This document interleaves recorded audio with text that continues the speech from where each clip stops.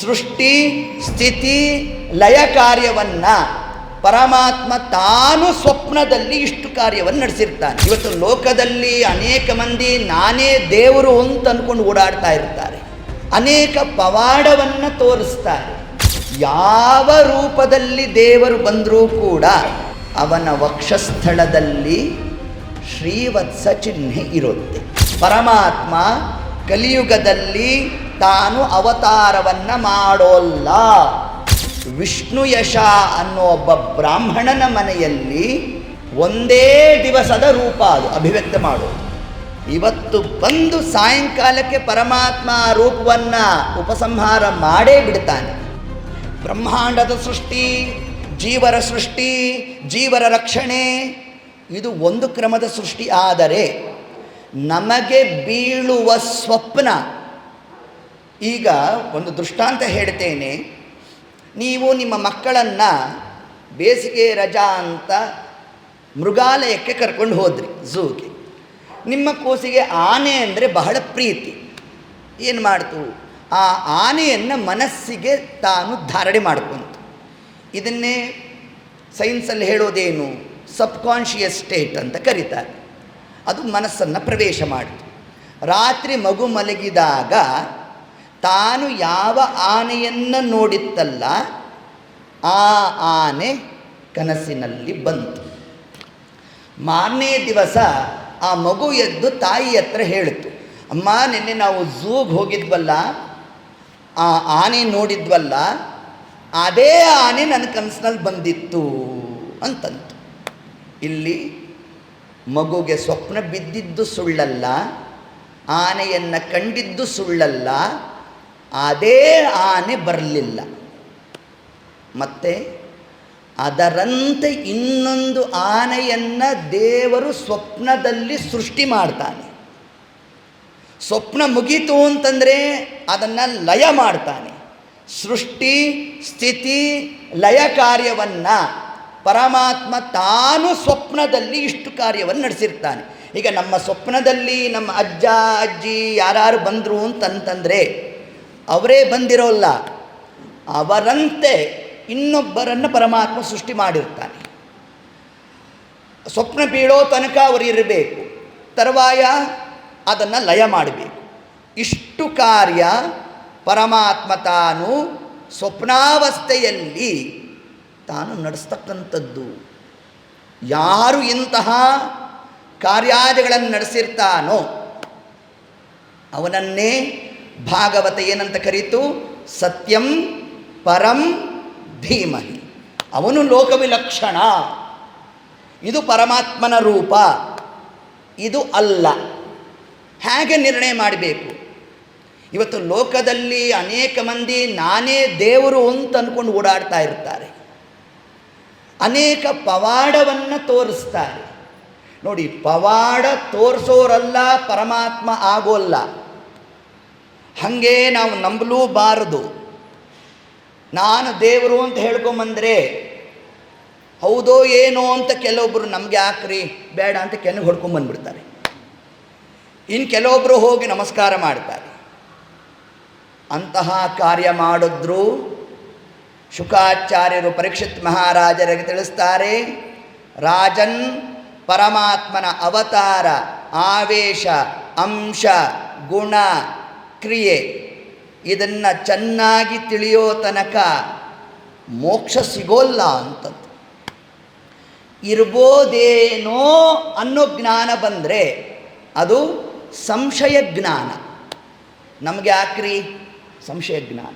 ಇದು ದೇವರ ರೂಪ ಅಲ್ಲ, ಇದು ದೇವರೇ ಬಂದಿದ್ದಾನೆ.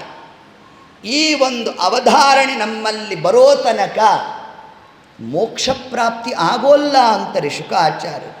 ಅವತಾರಾನ್ ಹರೇರ್ ಜ್ಞಾತ್ವಾ ನಾವತಾರಾನ್ ಹರೇಶ್ಚಯೇ ತಥಾ ಸಮ್ಯಕ್ ಜ್ಞಾತ್ವ. ಸಮ್ಯಕ್ ಚೆನ್ನಾಗಿ, ಜ್ಞಾತ್ವ ತಿಳ್ಕೊಳ್ಳೋ ತನಕ ಮುಕ್ತಿರ್ ನಚಾನ್ಯತ. ಅಲ್ಲಿ ತನಕ ಮೋಕ್ಷ ಸಿಗೋಲ್ಲ ಅಂತಂದು. ಸರಿ ರೀ, ಇದು ದೇವರ ರೂಪ, ಇದು ಅಲ್ಲ, ನಾವು ಹೆಂಗೆ ಅದನ್ನು ನಿರ್ಣಯ ಮಾಡುವುದು ಅಂತಂದರೆ ಇದಕ್ಕೆ ಪರಮಾತ್ಮ ತಾನೊಂದು ಕುರುಹನ್ನು ಕೊಟ್ಟಿದ್ದಾನೆ. ಯಾವ ರೂಪದಲ್ಲಿ ದೇವರು ಬಂದರೂ ಕೂಡ ಅವನ ವಕ್ಷಸ್ಥಳದಲ್ಲಿ ಶ್ರೀವತ್ಸ ಚಿಹ್ನೆ ಇರುತ್ತೆ. ಎಲ್ಲಿ ಶ್ರೀವತ್ಸ ಚಿಹ್ನೆ ಇರುತ್ತೋ ಅದು ಪರಮಾತ್ಮನ ರೂಪ. ಎಲ್ಲಿ ಶ್ರೀವತ್ಸ ಚಿಹ್ನೆ ಇಲ್ಲ ಅದು ದೇವರ ರೂಪ ಅಲ್ಲ. ಇಷ್ಟು ನಾವು ಸ್ಪಷ್ಟವಾಗಿ ಮನಸ್ಸಿಗೆ ತಗೋಬೇಕು. ದಶಮಸ್ಕಂದದಲ್ಲಿ ಇದೇ ಅಂಶವನ್ನು ಉಲ್ಲೇಖ ಮಾಡ್ತಾರೆ. ಅಕ್ರೂರ ಕೃಷ್ಣನನ್ನು ಕರ್ಕೊಂಡು ತಾನು ಹೊರಟಾಗ ಮಾರ್ಗ ಮಧ್ಯದಲ್ಲಿ ಮಾಧ್ಯಾಹ್ನಿಕ ಸಂಧ್ಯಾವಂದನೆಗೋಸ್ಕರ ಅಕ್ರೂರ ಕೃಷ್ಣನ ಜೊತೆಗಿದ್ದರೂ ಸಂಧ್ಯಾವಂದನೆಗೆ ನದಿ ಸ್ನಾನಕ್ಕೆ ಹೋದನಂತೆ. ನದಿ ಸ್ನಾನಕ್ಕೆ ಹೋಗಿ ಮುಳುಗಿದ್ರೆ ಯಾವ ಕೃಷ್ಣನನ್ನು ರಥದಲ್ಲಿ ತಾನು ಕಂಡಿದ್ನೋ ಅದೇ ಕೃಷ್ಣನನ್ನು ನದಿಯಲ್ಲಿ ಮುಳುಗಿದಾಗ ಆ ಕೃಷ್ಣನೇ ವಿಶ್ವರೂಪದಿಂದ ಅವನ ಕಣ್ಣಿಗೆ ಪ್ರಕಟನಾದನಂತೆ. ಅಷ್ಟು ಮಾತ್ರ ಅಲ್ಲ, ಆ ವಿಶ್ವರೂಪವನ್ನು ಕಾಣ್ತಾ ಇದ್ದಾನೆ. ವಿಶ್ವರೂಪದ ಜೊತೆಗೆ ಈಗ ನಾವು ಯಾವ ಲಕ್ಷಣವನ್ನು ಹೇಳಿದ್ವಿ ಇದು ದೇವರ ರೂಪ ಅಂತ ನಾವು ನಿರ್ಣಯ ಮಾಡಬೇಕಾದರೆ ಯಾವುದು ಇರಬೇಕು? ಶ್ರೀವತ್ಸ ಚಿಹ್ನೆ ಇರಬೇಕು. ಆ ಶ್ರೀವತ್ಸ ಚಿಹ್ನೆ ಸಹಿತನಾದ ಪರಮಾತ್ಮನ ವಿಶ್ವರೂಪದ ದರ್ಶನವನ್ನು ಅಕ್ರೂರ ತಾನು ನದಿ ಸ್ನಾನ ಕಾಲದಲ್ಲಿ ದರ್ಶನ ಮಾಡಿದ್ದಾನಂತೆ. ಇದರ ತಾತ್ಪರ್ಯ ದೇವರ ರೂಪ ಯಾವುದು ಯಾವುದು ಅಲ್ಲ ಇದನ್ನು ಅವಶ್ಯವಾಗಿ ನಾವು ತಿಳಿದಿರಬೇಕು. ಘೋರವಾದ ಕಲಿಯುಗದಲ್ಲಿ ಇದ್ದೇವೆ. ಯಾರ್ಯಾರೋ ನಾವೇ ದೇವರು ಅಂತ ಹೇಳಿಕೊಂಡು ಬರೋ ಪ್ರಸಂಗಗಳು ಆಗಬಹುದು. ಆದರೆ ಪರಮಾತ್ಮ ಕಲಿಯುಗದಲ್ಲಿ ತಾನು ಅವತಾರವನ್ನು ಮಾಡೋಲ್ಲ, ಇದನ್ನು ತಿಳಿಸ್ತಾರೆ. ಅದಕ್ಕೆ ವೇದ ದೇವರನ್ನು ಏನಂತ ಕರೆದಿದೆ? ತ್ರಿಯುಗಹೂತಿ ಅಂತ ಕರೆದಿದ್ದಾರೆ.